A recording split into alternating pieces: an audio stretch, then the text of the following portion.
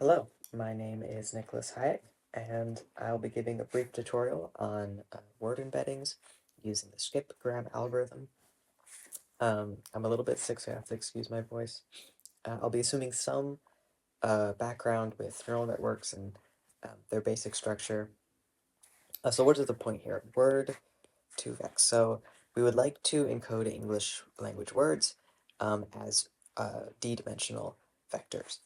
Um, And the point here is that, typically if we want to try to establish similarities between words, we would have to reference something like a thesaurus, some index that is maintained by a bunch of people, but this requires human labor, and we don't like that. So what we want is an encoding where we can view the similarities between words on a semantic level by comparing the embedding vectors in some sort of mathematical way, in particular by viewing the angle that intersects two similar words.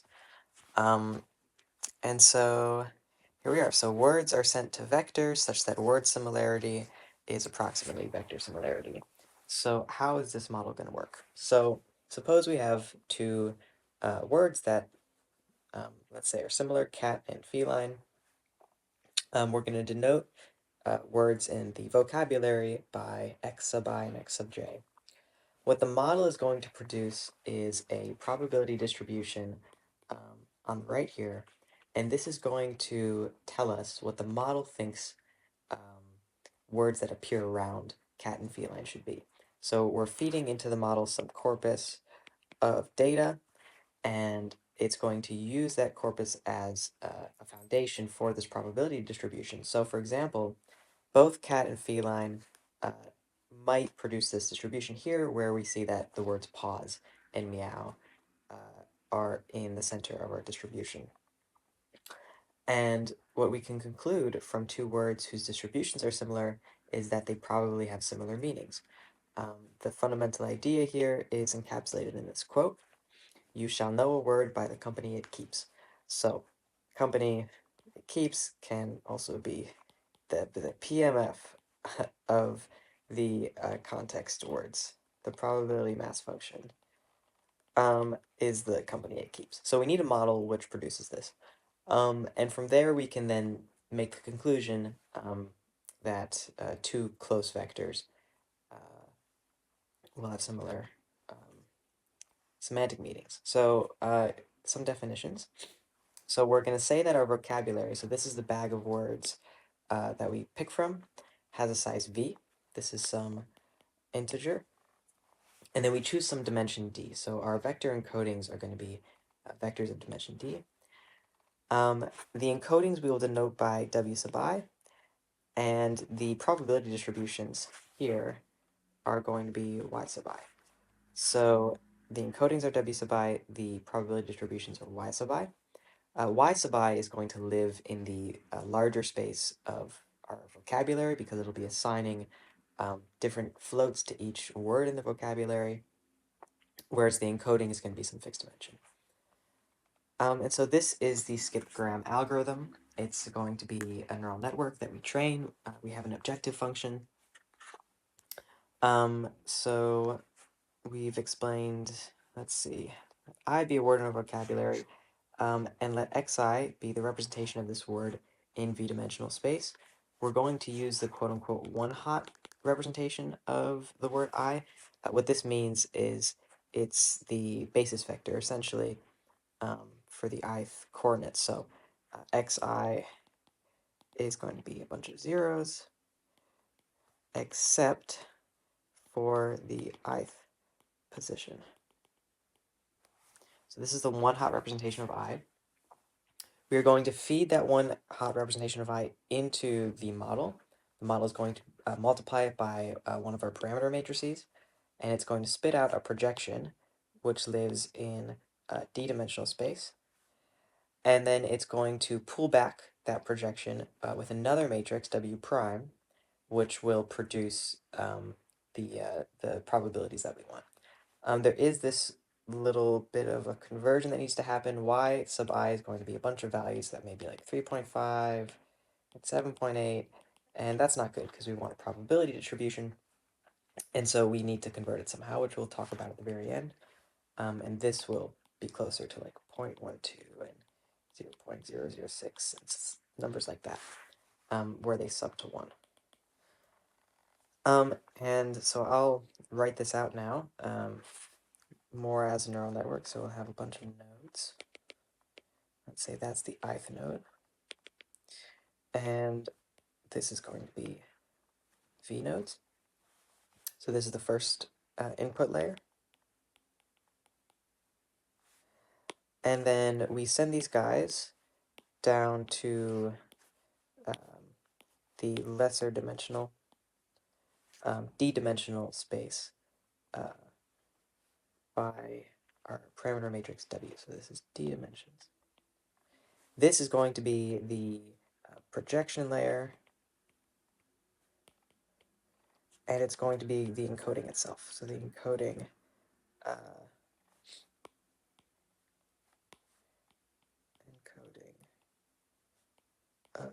W of X, rather.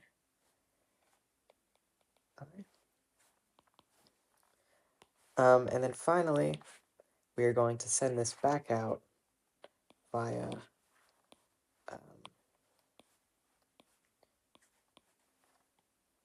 another matrix W prime. And this is going to have, you know, a bunch of values. So,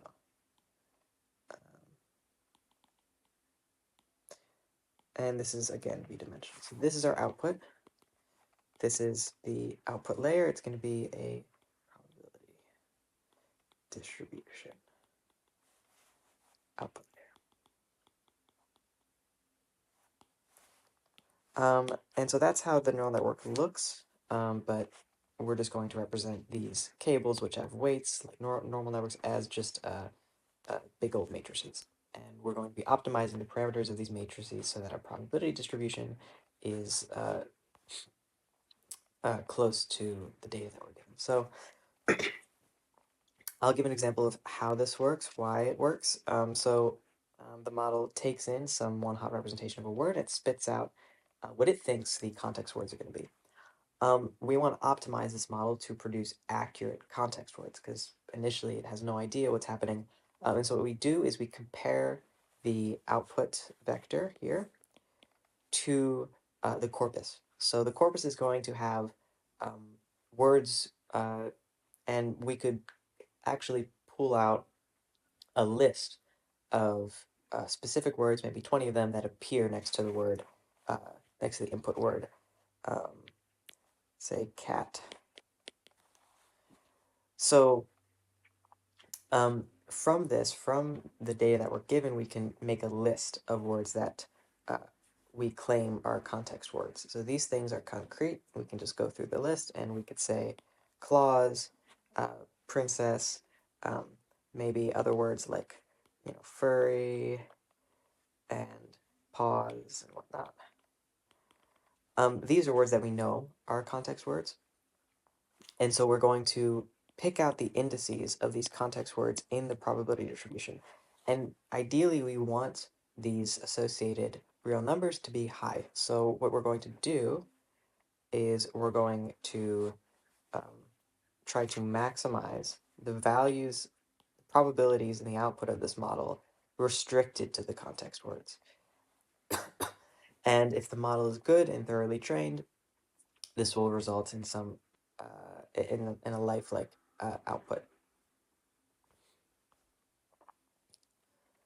And so let's now suppose that the model is trained and that we are given accurate probability distributions from the model. Why does this produce useful vector encodings? Why is WI, this middle guy, this projection layer, why is this somehow useful to us? Well, we'll see that basically similar words semantically will have similar encodings in that projection layer. And specifically, by similar words, we mean words that appear in similar contexts. And by similar vectors, we mean that the vector encodings have high cosine similarity. Cosine similarity is this angle here, it's inversely proportional to this angle, so high cosine similarity means that this angle is small. Some review of these concepts. So this angle is that angle here. This is the dot product. High dot product equals similar vectors, and low equals perpendicular or orthogonal. So similar vectors will have high dot product, therefore high cosine, therefore low angle here, low intersecting angle. Another concept we'll use is arc length distance. So if we are given two normalized vectors a and b, we can trace out this distance here, this arc, and this distance will be given by the arc cosine of the dot product. And this is, if you have a sphere or a hypersphere in the dimensions, this is the arc length, the shortest path between the tips of the vectors. So saying that you have high cosine similarity is the same as saying that you have high dot product. It's the same as saying that you have low arc length or low intersecting angle. And when trying to prove this statement, we're going to resort to all of these characterizations. So the main result, cosine similarity and semantic similarity are one and the same. So recall that we have x, we multiply xi by w, and we get some vector wi, and then we multiply wi by vector w prime, by a matrix w prime, and this is going to give us y. We would like to unpack these matrices and give a useful form to them. So let's note this first parameter matrix according to its column vectors. So this denotes the first column of W, the vth column of W. We can write the matrix in this way. Similar, we can write W prime in terms of its rows. So the first row all the way up to the vth row. So what happens when we look at how this model is described? When we have a one-hot vector, so xi is really a bunch of zeros mostly, and a 1. When we have a one-hot vector multiplied by a matrix, we are going to yield exactly the ith column of the matrix itself. So you think of how we do matrix multiplication. We get a row, and we multiply it downward by the vector. Well, if everything here is 0, the only thing that survives is going to be the coordinate here, which corresponds to the coordinate where the 1 exists. So what's going to happen is that the only numbers that survive out of W are going to be these ith column vectors.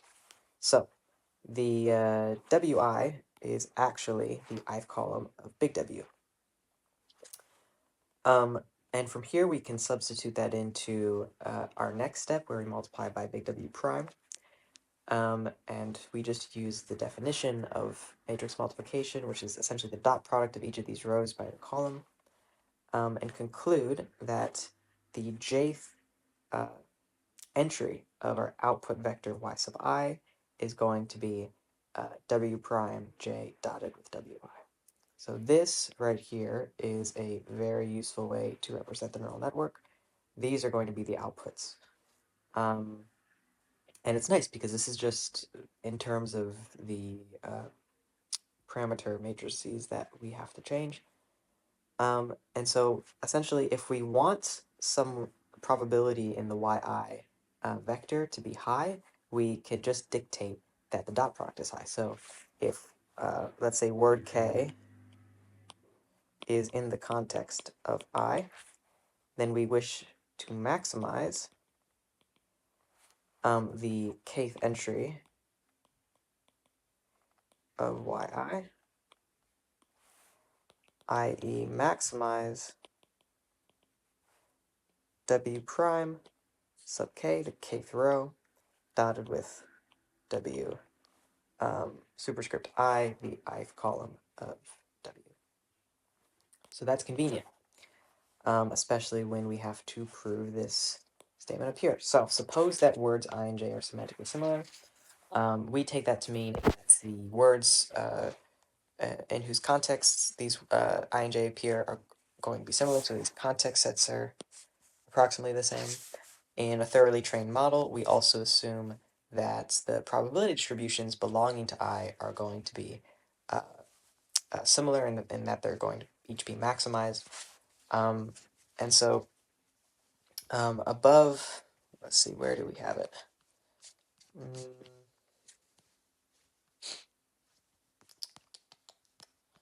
Yes, right here, we said that we would like to maximize the probabilities belonging to the contexts. It becomes easier to take the log of this when we do maximizing. So products get replaced by summations, and then this gets replaced by a log of y sub k. And so back down to where we need to be, that's where this log comes in. The immediate output of the network is going to be y prime. That's going to be this right here, yi prime. We need to turn it into some sort of normalized distribution. That is what this lambda is doing. So this could be softmax, this could be negative sampling, but it's some monotonic nonlinearity that's positive.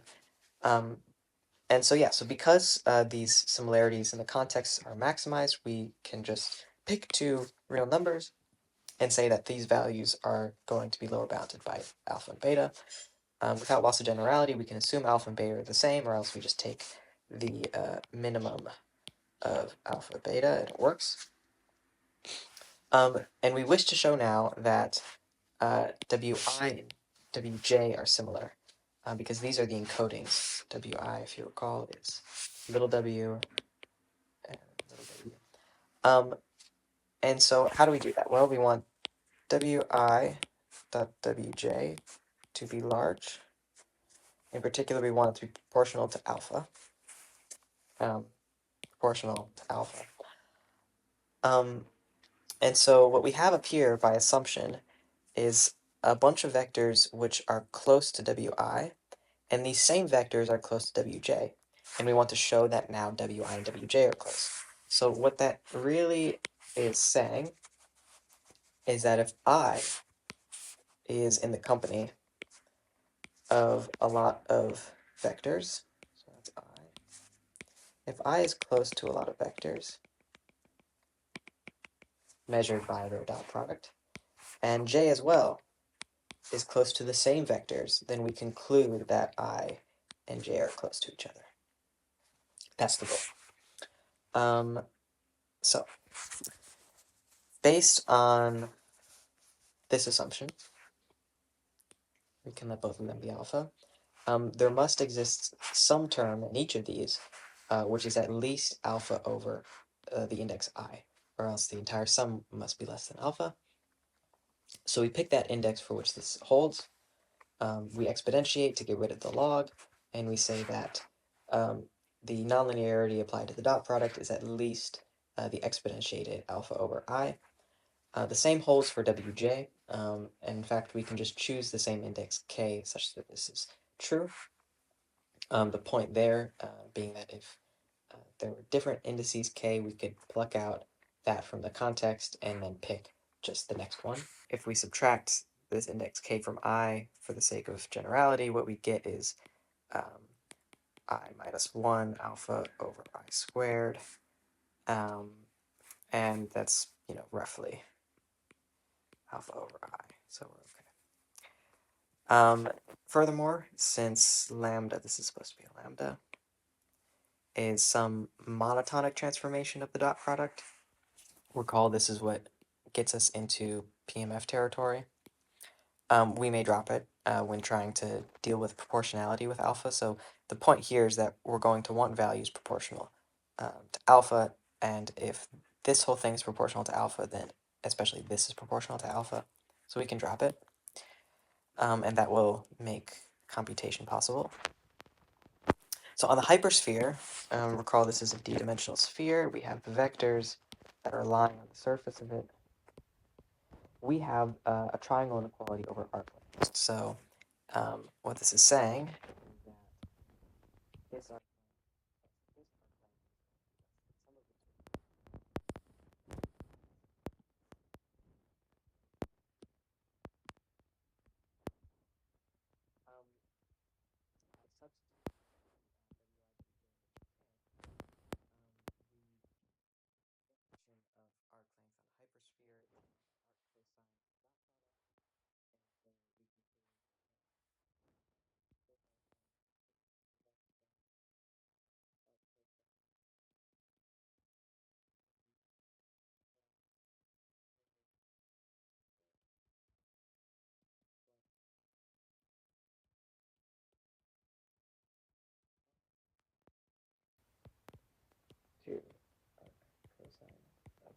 the inside is the alpha. That shows that the arc length here is going to be inversely proportional to this constant alpha, which we know that we can increase. And as this term increases, the arc cosine goes down, and these j and I vectors get closer. And so for an optimized model in which alpha is large, the angle between j and I gets small. Alternatively, we have a few cosine or cosine identities, which when you just plug in the dot product for x and y, we can work out from this equation that the dot product is bounded below and proportional to alpha. So the second way of thinking of this is that when alpha gets large, the dot product between wi and wj gets large, i.e. the vectors become more cosine similar. So this is a few ways of thinking about cosine similarity when our model is fairly trained. The converse is that cosine similarity implies semantic similarity. Suppose that the vectors are close by cosine, so their intersecting angle is tiny. Then we can bound the coordinate-wise, we can bound the coordinates of these vectors by some epsilon tilde.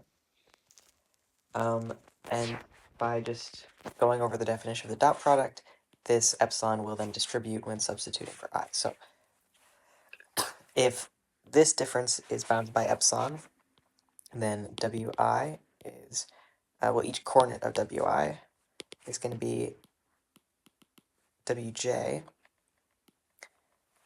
the same coordinate, plus or minus epsilon tilde, so it's going to lie in this range.